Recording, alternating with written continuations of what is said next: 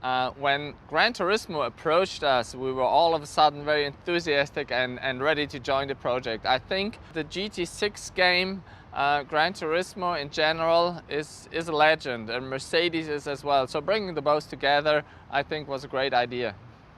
Okay. Designing a car just for a virtual world was a great challenge for us. We designed that car first of all virtual on the computer.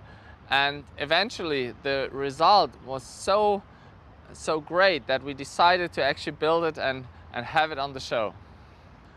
I think the Mercedes-Benz Vision Gran Turismo is a spectacular car. I mean, look at that, how extreme the proportions are. The car is so low, it's so long, it's so wide, and so it really embodies typical Mercedes-Benz sports car proportions. But not only that, it also embodies our philosophy of sensual purity. So what does that mean? If you look at the surfacing, it's just sheer surfacing. You hardly don't have any line anymore.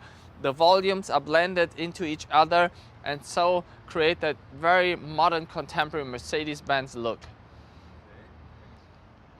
Unfortunately, I didn't have an opportunity to drive the car on the PlayStation yet, but we were very close in the development together with GT to really specify the car as it would drive in reality. So they really take all the parameters, the downforce, the aerodynamics, everything, and make it drive, in fact, totally real.